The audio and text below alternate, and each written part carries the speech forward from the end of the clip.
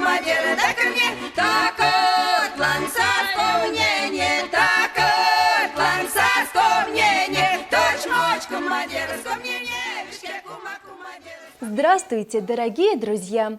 С вами снова я, Кристина, и неунывающий и стремящийся к знаниям Куйгарыш.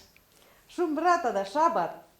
Мы продолжаем наше увлекательное путешествие в волшебную страну макшанского языка. И Куйгарыш снова приготовил для вас что-то интересненькое. Друзья, послушайте стихотворение и угадайте, о чем мы сегодня будем говорить. Поля затянуты недвижной пеленой, пушисто-белыми снегами, как будто навсегда простился мир с весной, с ее цветками и листками. Правильно, ребята! Сегодня, как вы поняли, мы будем вести речь об удивительном времени года – зиме.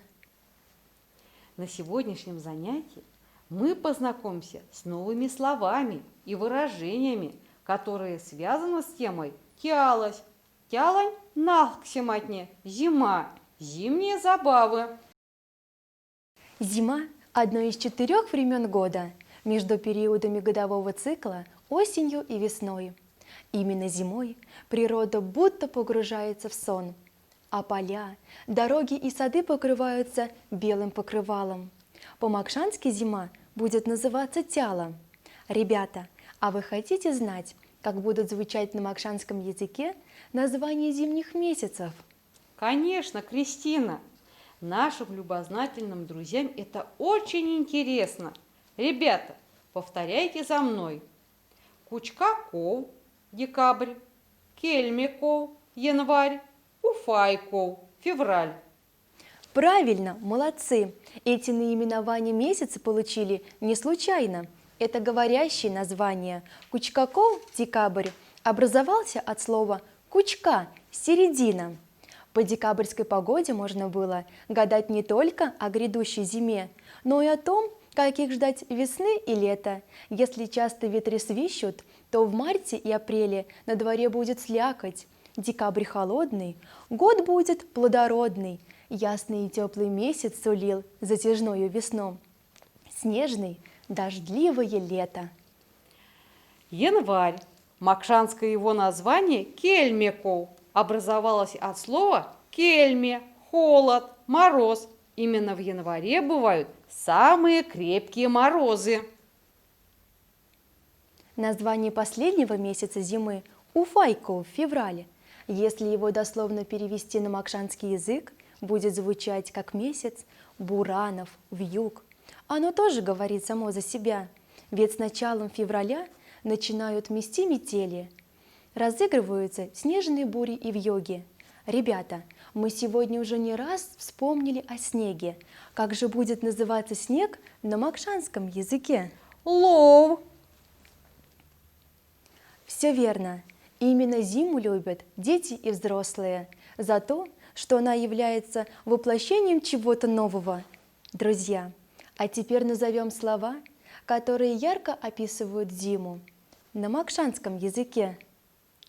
Эйщура, сосулька, прамс, выпасть, леш, иней, эй, лед, давал, буран, вьюга, ураган, алгаканды, метель. Все верно, молодцы. Ребята, каждую зиму можно наблюдать на окнах великолепные узоры, которые нарисовал Мороз. Они очень разнообразны и замысловаты, таинственны и просто великолепны. По-макшански слово «мороз» будет звучать «якшама». Молодцы, ребята!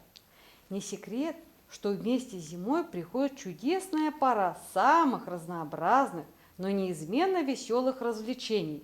Именно зимой можно играть так, как не получится ни в другое время года. По-макшански выражение «зимние забавы» будет звучать «тялань нахксиматне». Друзья, назовем с вами вместе название зимних игр на макшанском языке. Ловса йоряма, игра в снежки, сокса арнама, катание на лыжах, Ловань кудань строяма, возведение крепости из снега. Ловань бабань тима, лепка снежной бабы. Верно, ребята. И, конечно, это не все игры, в которые можно играть зимой. Интересным занятием зимой, как для взрослых, так и для детей, является катание на коньках, с горки на санках и ледянках. Кристина, а еще зимой наступает любимый всеми праздник – Новый год, когда все наряжают елку, водят вокруг нее хороводы и дарят друг другу подарки. По-макшански этот праздник называется Од-Киза.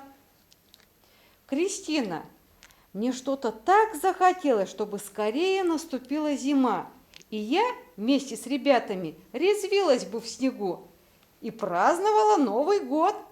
Дорогой Куйгарыш, не спеши, ведь каждое время года прекрасно по-своему, и каждое дарит нам много положительных эмоций. Ребята, к сожалению, наш урок подошел к концу. Сегодня мы с вами узнали много новых слов и выражений на макшанском языке, которые описывают зиму и все, что с ней связано. Друзья, мы надеемся, что наш урок вам понравился, и вы будете с нетерпением ждать наших следующих уроков. До свидания, ребята! Увайся, Демазанг! Не, Мазанг, кельгама ялгат. До встречи, дорогие друзья! Кума кума деревица, точь мочка, ма деревица, вишке кума кума.